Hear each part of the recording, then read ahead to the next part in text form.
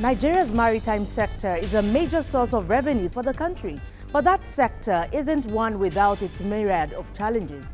Just today, the Ministerial Committee on the Modalities for the Establishment of a Nigerian Fleet reported that the country is losing at least $2.2 billion annually to foreign ship owners and seafarers. Well, that's our focus today on Business Nigeria. Welcome.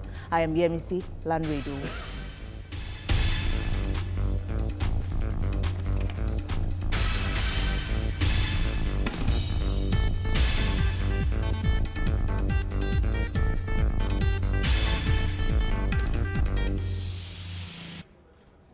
The Nigerian Maritime Administration and Safety Agency, NIMASA, formerly the National Maritime Authority, NMA, is responsible for regulations related to Nigerian shipping, maritime labor and coastal waters. The agency also undertakes inspections and provides search and rescue services. Now, NIMASA is the apex regulatory and promotional maritime agency in Nigeria, and it's committed to the enthronement of global best practices in the provision of maritime services in the country. Now, areas of focus include effective safety administration, as we have it here, maritime labor regulation, maritime pollution prevention and control, search and rescue, cabotage enforcement, shipping development, and ship registration, amongst others.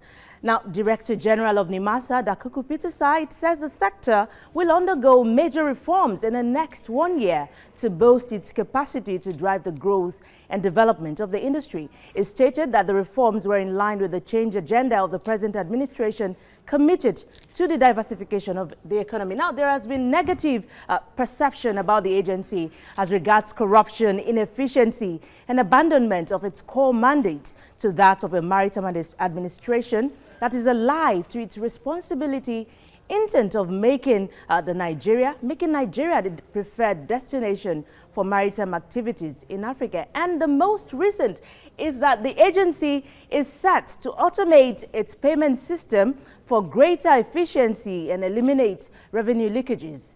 This is in a bid to create more transparent ways of calculating the 3% levy charged on all inbound and outbound cargoes, and also to eliminate piracy and other criminal activities on the waterways. Now, Nigeria is certainly well known as an import-dependent economy, and as such, the maritime industry is crucial to its sustenance. Now, joining me is the Director General of the Nigerian Maritime Administration and Safety Agency, Dakuku Peterside. I must thank you so much for coming on Business Zone. Thank you too. The maritime sector is one sector very crucial to the Nigerian economy. And I don't envy you sitting on this hot seat at this moment. Now, when you came on board as the DG of NIMASA, you announced a 3-year maritime business growth plan for the development of the industry. Now, can you tell us more about the hope for this, how to achieve what you have set out to do? Thank you very much. If we talk about the maritime industry, I'm sure we'll talk about the industry all day. What I want to say is that for a fairly long time, we've talked about the potential in the maritime industry. What our task is to move it from potential to a bastion of opportunities. And to do that, we need to develop a clear-cut roadmap with timelines and measurable targets. That is the genesis of the medium-term growth plan for the maritime industry being driven by NIMASA. We also realize that the maritime industry is currently the second biggest foreign income or earner, not just foreign income, but local and foreign. Maritime industry is the second biggest revenue earner for the country. And yet we're talking about potentials. We don't want to just talk about potentials. We want to talk about the contributions of the maritime industry in employment of our people, in economic growth of our country, in revenue of our country. We want to talk about the contribution of the maritime industry to the entire development agenda of our country. And to do that, we need to anchor it on a plan. Currently, some statistics or data are troubling. We are perhaps the only country in the world, perhaps, the only country in the world that foreign flagged vessels take all our crude to the international market. We don't have a single Nigerian flagged vessel that take our crude. Exactly, and we're told in this report this morning that Nigeria loses $2.2 billion. Not just losing $2.2 annually. What are the other related things? What are the employment opportunities? What are the quality of life that will be impacted if our people now are on board these vessels as seamen, as seafarers, as owners of these vessels? The multiplier effect of owning vessels that convey or take our crude and our gas. Aside from that, now if you look at the coastal and inland trade, our ferry services are totally underdeveloped or literally non-existent. What of the other areas of the coastal and inland trade, the cabotage regime? We're just not there. We've made progress from the time before the passage of the Cabotage Act till after 10 years after the passage of Cabotage Act. We made some progress. Before the passage of the Cabotage Act, Nigerians were only 10% involved in the cabotage business, the coastal and inland business. But right now, I can tell you, Nigerians are at least between 75 and 80%. The figures, the data vary from time to time. Between 75 and 80% of the coastal and inland trade is being driven by Nigerians. Honestly, I don't envy you, and I wonder how you sleep every day. That sector is one sector known to be facing a lot of corruption issues, and we've seen many cases in the court. Now, how do you hope to achieve a corruption-free maritime sector, really? We've already taken some critical and how steps. to plug these holes, these loopholes that we have there. So much of money is lost in that sector, and it's a major revenue earner for Nigeria. How do you intend to achieve this? When we got on board, we acknowledge the fact that there is a perception of corruption in NIMASA and in the entire maritime industry. It's not just in the Nigerian maritime industry. The perception of corruption is something we're dealing with countrywide. You heard the British Prime Minister said Nigeria is fantastically corrupt. So it's a national problem. I'm happy that the current government at the center is championing a reform and a change agenda for which we have since keyed in. What we're doing in the maritime industry, in the next few days, precisely tomorrow, the Federal Ministry of Transportation will be launching a standard operating procedure. It's part of a reform process in the ports. All the agencies, that's what the Federal Ministry of Transportation is doing. But in NIMASA back home, what are we doing to check corruption? We've told you that we intend to automate all our processes so we reduce human contact in the payments we make to NIMASA. Okay, talking about that automation now, NIMASA plans to automate about its 3% levy charged on all Not inbound. just 3% levy charge. Okay, tell us more about this. To what extent do you think this will ensure a transparent system? Now, you see, one challenge we have, not just in NIMASA, in everywhere that we involve payment, that involves payment, when we human contact is a precursor, it promotes corruption. If you reduce human contact and things are done in an automated manner, then you won't see anybody to interface with and begin to exchange money or begin to exchange this or exchange that. And so I don't know your face, whether it's black or white. You simply go online and do the transactions you should do. So you don't even see me, whether I'm frowning, whether I'm smiling. And so automation is one way we think we can deal with the issue of corruption. Now, the other one, and so when we say automation, not just in payment, in our processes. If you want to register your vessel, 70% of what you do is going to be automated. Now, we're also doing some reorientation with our people. We noticed over time that corruption was not with the people in NIMASA. It was very often external influence and external interference with those who work in NIMASA.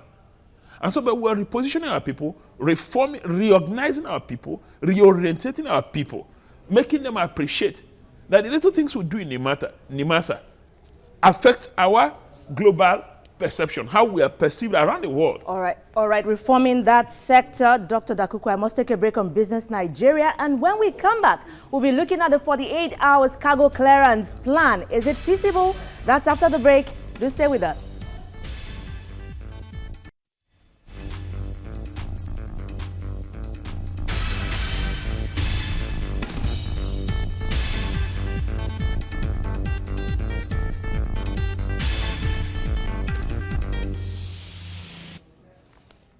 It's Business Nigeria on TVC News Nigeria, and maritime is in focus. The maritime activities in Nigeria is what we've been talking about, and I've been speaking with the DG of NIMASA, Peterside, Dakuku Peterside, and one of the roles we earlier mentioned of that sector is the effective safety administration, labor regulation, maritime pollution prevention, search and rescue, cabotage enforcement, amongst others. All right, before we went on that break, we're talking about the 48 hours cargo clearance plan that is on ground, or that you plan to take up. How feasible is it, looking at the honesty of your people?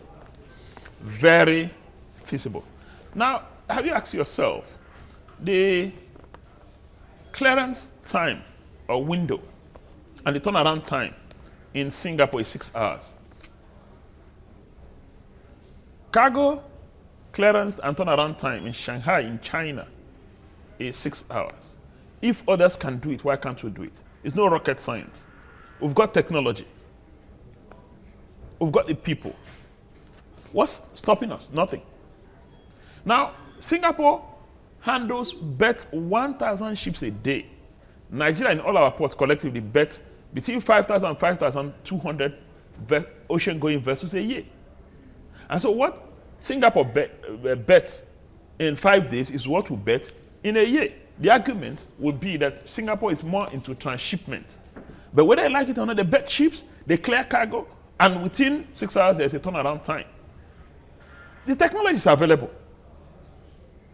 If you notice, the customs in Nigeria has an integrated platform, the Acuda platform.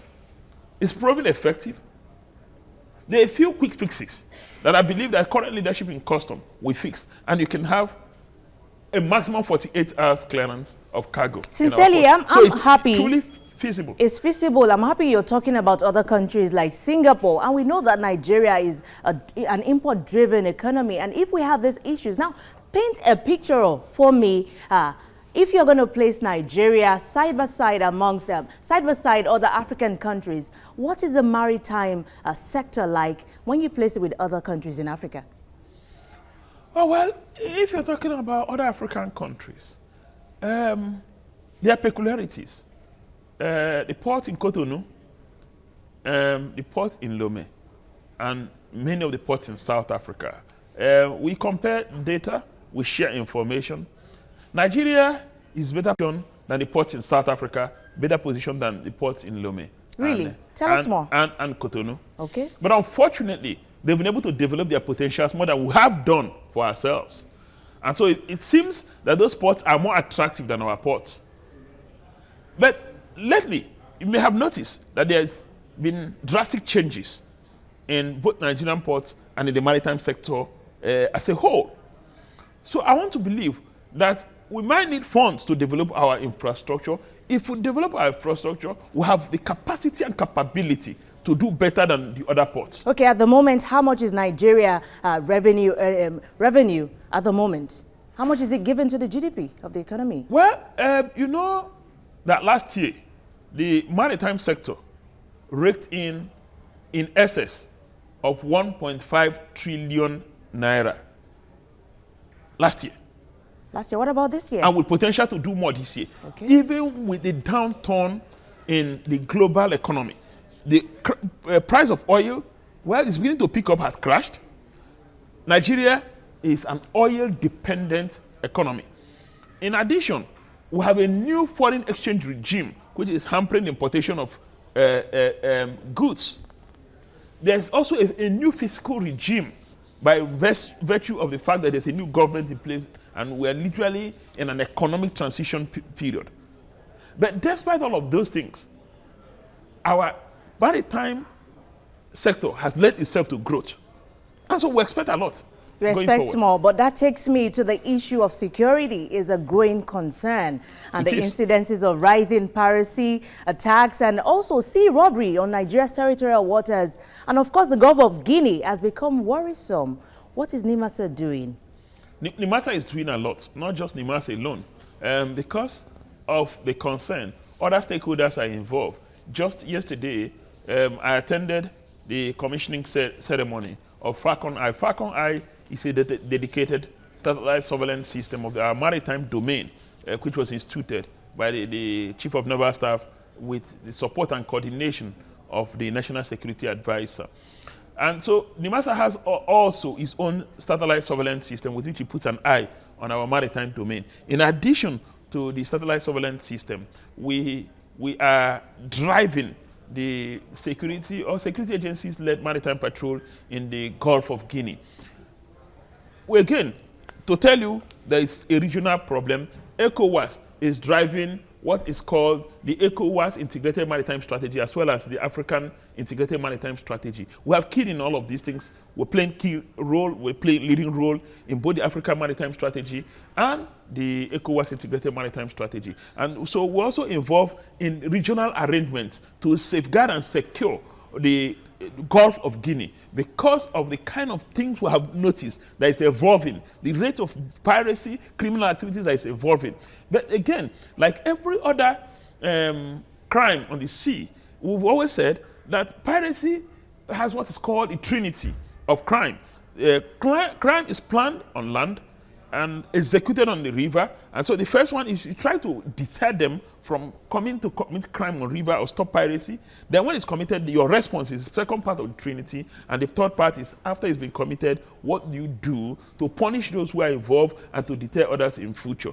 So in the area of how do we prevent them, we're saying that, of course, we're going to show continuous presence, and to that extent, we're entering into an MOU with the Nigerian Navy and the Air Force. With the Air Force, they have, of course, the maritime patrol aircraft. But so far, are you satisfied with their efforts, really? No, but we're working. It's a work in progress. We're not where we ought to be yet. We're not where we want to be yet, but it's a work in progress. I can tell you a lot is going on. Now, I've discussed about the Navy having a Falcon Eye Command, putting an eye on territorial waters. So wherever you are within our exclusive economic zone, we're likely to see what is going on there. What we're doing, again, is to develop our response capability, working with our partners, Nigerian Navy and other security agencies. So when you do piracy, when you do any of those things, we're able to respond within a short period. Response has been part of the challenge for some time because we put an eye on what's going on. We know what's going on. We have an idea of what's going on. Then the third aspect is what NIMASA is championing. When crime is committed on the sea, what happens thereafter? How do we intercept the people? How do we ensure that they face the law? And to that extent, we're trying to put a framework in place, the anti-piracy bill, because we've noticed a challenge. Very often when people plan crime, we might notice sometimes they might escape. But even when they're arrested, they're handed over to police, prosecution becomes a challenge. So we're dealing with that by fashioning out, getting National Assembly to pass an anti-piracy bill. When we do, we think that we're able to reasonably contain the pirate activities going on in the waterways. And I can tell you now, Nigeria will reasonably be safe, and everybody can do shipping. We'll make more money and more money for our people. We'll get more of our people employed. All right, NIMASA championing so much there. But on a lighter note now, the Maritime Cup competition is one competition, I would say, and we saw that the Customs beat NAGAF, one of your agencies, 9-6. It was a tension-soaked competition. How do you feel? Oh, well, I feel good, but the only regret is that NIMASA didn't have opportunity of participating because there was a transition in leadership at the time the games were being planned. And so you could be sure. One thing you're certain is that if NIMASA was in that game, NIMASA would have lifted the trophy. And finally, politician turned in leadership. Because of transition in leadership, we lost it. But you can be sure that next year, don't worry, you celebrate NIMASA. I invite you in advance, celebrate NIMASA. All right, so how do you feel? A politician turned a government worker now. How's it been? I don't know what especially this particular sector, really. A politician. Mind you, I come with a doctorate degree in management. Okay. I come as a professional manager, and so for God's sake, by every definition of technocrat, I'm a technocrat who got involved in politics. All right, thank you very much, Dakuku Peterside, DG NIMASA. I must thank you so much for coming on Business Nigeria. It's my pleasure, always willing to be on your program. Well, we hope to have you sometime soon again. Many thanks.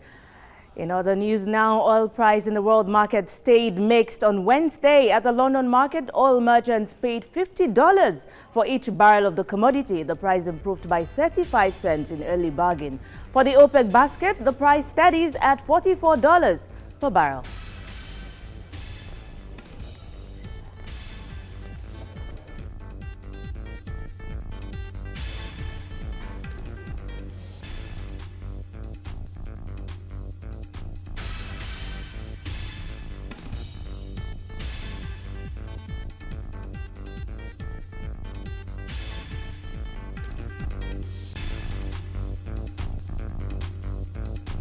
Well, with figures of the exchange rate subject to change, that's Business Nigeria. Many thanks for watching. I'm Yemisi Lanredo.